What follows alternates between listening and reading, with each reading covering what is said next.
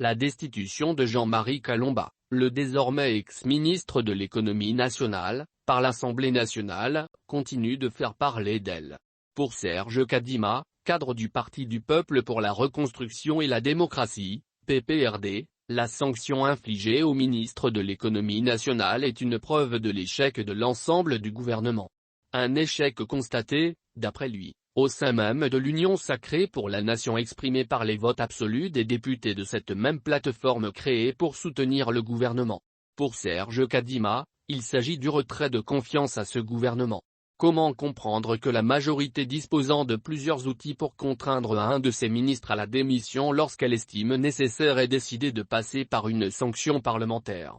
Il est évident que cette inélégance assumée consiste, de facto, en un retrait pur et simple de la confiance à l'ensemble du gouvernement Sama, a déclaré Serge Kadima à Média Congo Presse, ce lundi 04 avril.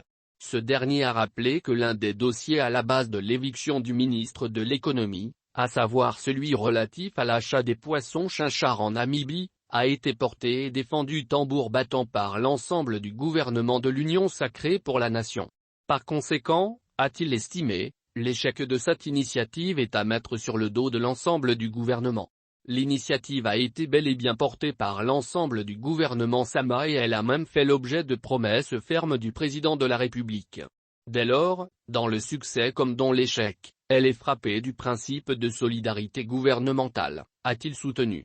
Et de poursuivre, d'autant qu'il s'agit d'une action validée en Conseil des ministres et qui a fait l'objet de plusieurs réunions en commission ECOFIN du gouvernement et même au comité de conjoncture économique dirigé par le Premier ministre lui-même.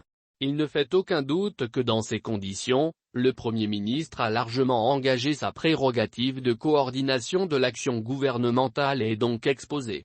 Pour cet économiste, un autre échec du gouvernement est la situation des produits pétroliers observée ces jours dans la ville de Kinshasa. La pénurie de carburant qui frappe le pays et qui a fait l'objet de l'un des griefs retenus contre le ministre de l'économie est une autre illustration de l'échec de l'exécutif dans son ensemble. En effet, la politique des prix à la pompe est placée sous l'encadrement direct du Premier ministre, avec une implication ouverte de la présidence de la République.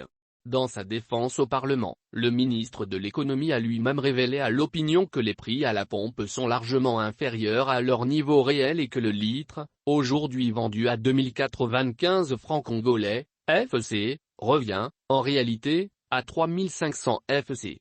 Raisonnablement, on peut affirmer qu'en vertu de l'étroitesse du budget de l'État, malgré les performances fantômes vantées, il sera impossible au gouvernement de subventionner près de 1500 francs par litre à la pompe, a indiqué Serge Kadima. Par conséquent, ce dernier a déclaré qu'on devrait s'attendre soit à une hausse vertigineuse des prix à la pompe, soit à une aggravation des pénuries parce que les sociétés pétrolières ne peuvent pas renouveler leur stock en vendant leurs produits à perte.